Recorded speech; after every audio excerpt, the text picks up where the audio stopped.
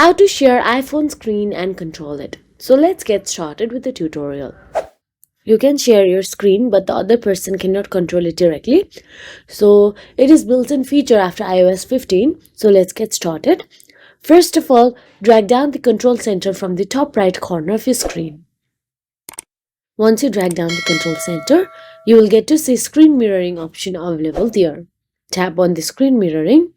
Now here you will get to see available remote devices.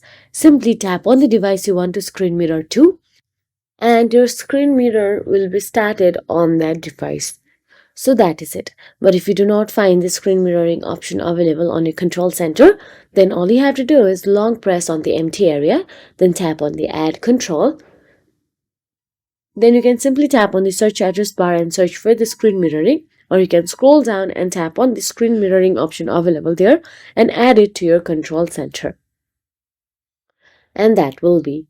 If you found this video helpful, please like, share and subscribe our channel, and thank you so much for watching.